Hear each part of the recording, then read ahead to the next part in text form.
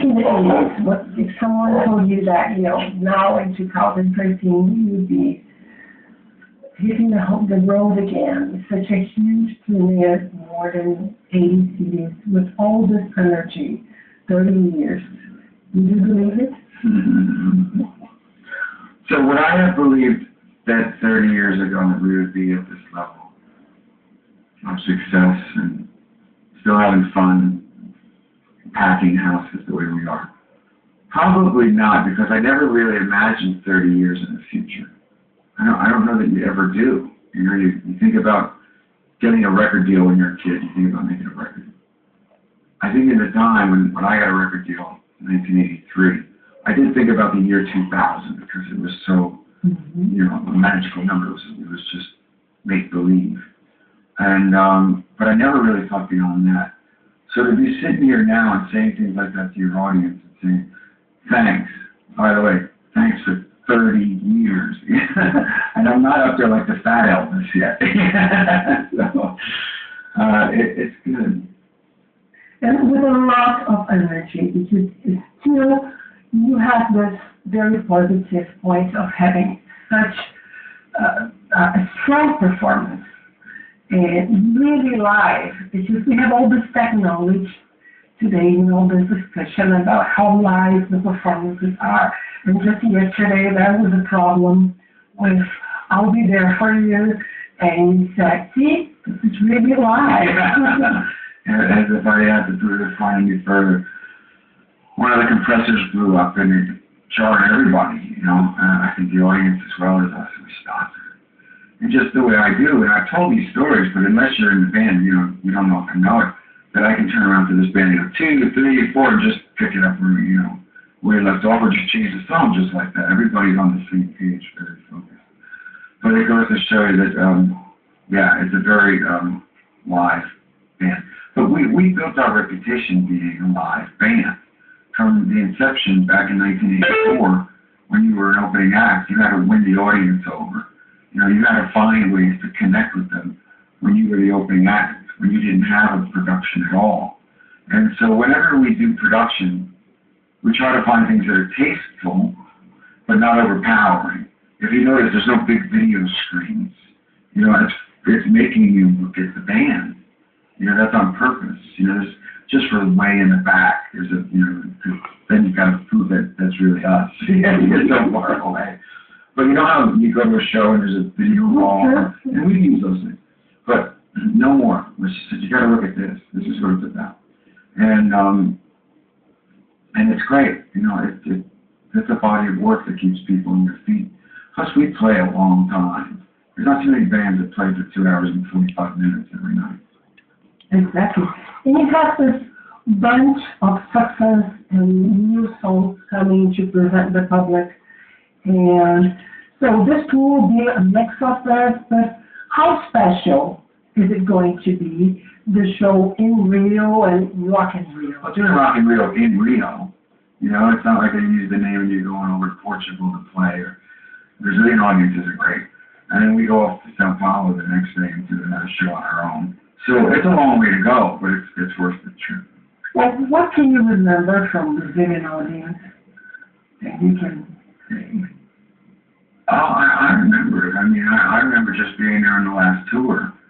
I remember being in Rio and just sitting out on the Ipanema beach, just running, going for a jog and sitting on the beach. Actually, I remember vividly. I had pictures of Richie just on his balcony, probably still in my phone. But, Sao Paulo, again, how built up that city had become from the time that I was there as a kid to what it is now. So I have very vivid memories of Rio and Sao Paulo. And you were expecting over there also like parents taking their children and also young people that... I don't know who they are.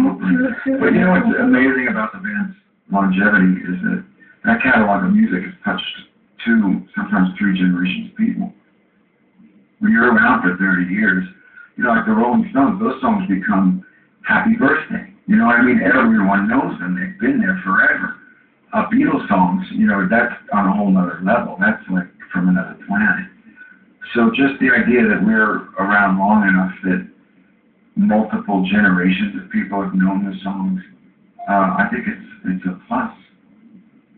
I would like to talk to you about the social nation. You said that 13 new album has a lot of social content, social issues. And I would like you to talk about what Social Nation is doing right now to help people that are losing their jobs here in the U.S. And what do you think, if there are any plans or anything that you can do to connect to Brazil? Directly affecting the people of Brazil, probably not. And that's because what we deal with, first with the affordable housing issue, and our government regulation will be different than ours. So I don't pretend to understand every government in the countries in which we perform. Of course, the hunger issue hits people everywhere, all the time. But if I can say this, perhaps leading by example at the Soul Kitchen, where we have a restaurant. We call it a for-purpose restaurant.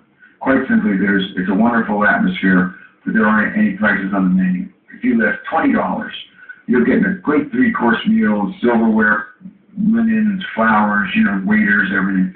But $20 more than covers your meal and the person who couldn't afford to pay anything at all. But that person who comes in, we ask them to participate. And we define it, we're very careful how we define it. To participate, it's not even volunteer, it's participate. So you buff a table, you wash a dish, you go and work in our gardens. By being a part of it, it cuts down our overhead. It brings the community together. And what had happened in America in these last 4 years, there was a time when, with the economic downturn, disposable income for things like going to a restaurant were one of the first things that families couldn't afford to do.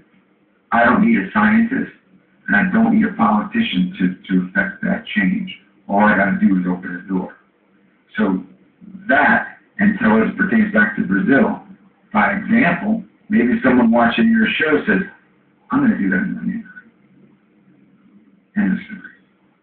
And for an artist like yourself that had all in your life, you need now to, I see that, your eyes get different light when you speak about this. So that's what keeps moving you. Thank you. I mean, the idea that I would be, 30 years on at 50 plus years old, talking about rock on, dude, I'd rather cut my throat.